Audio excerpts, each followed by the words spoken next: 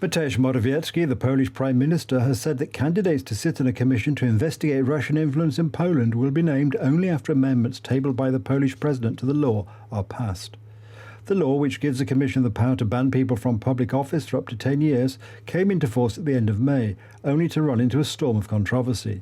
Its critics argue that, in particular, it could be used to exclude opposition politicians such as Donald Tusk, the leader of the biggest opposition party, from this autumn's general election.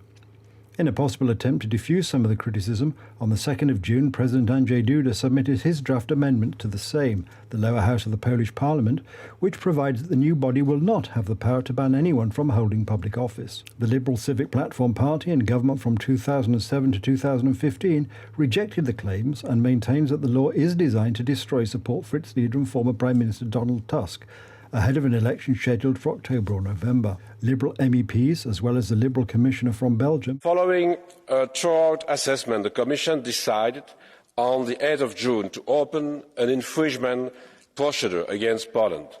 Among others, the Commission considers that the new law violates the principle of democracy as well as the principles of legality and non-retroactivity of sanctions. Poland has been given 21 calendar days to reply to the letter of formal notice. And since our last debate last Monday in Libe, I have continued to exchange with the Polish government, with the Minister of European Affairs, and I want to inform you that I have received different comments about the fact that now there is a series of amendments tabled to the Polish Parliament to change such a law, and with an important decision to not select members of the Commission until the new law, so the new amendment, will enter into force. The idea of an investigation into Russian influence in Poland has been dismissed with comparisons to Turkey's Erdogan.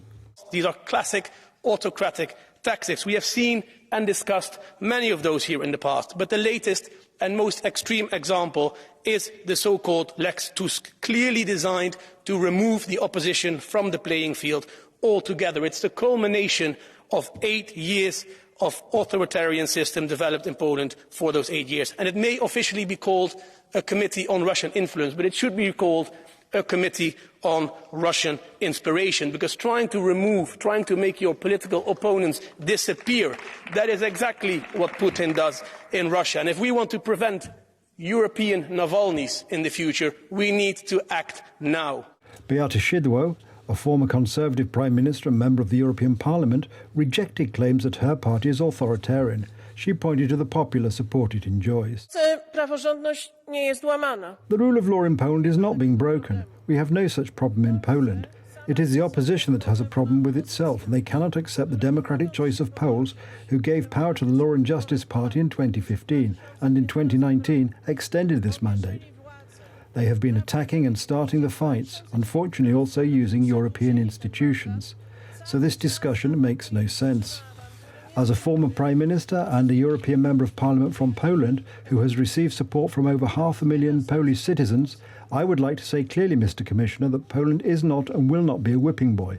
Poland will not be terrorised by your attacks and punishments. Hungarian MEP Balázs Hidvégi accused the Polish opposition parties of putting pressure on their government in the European Union, where the European People's Party has a majority, by saying that they would not win the Polish elections to the European Parliament. A word to my colleagues in the EPP, the PO, who are behind this latest attack. You are mistaken to think that if you fail to win elections at home, then the thing to do is to come here to Strasbourg or Brussels, get together with all kinds of radical left-wingers and attack your own country and your own countrymen here.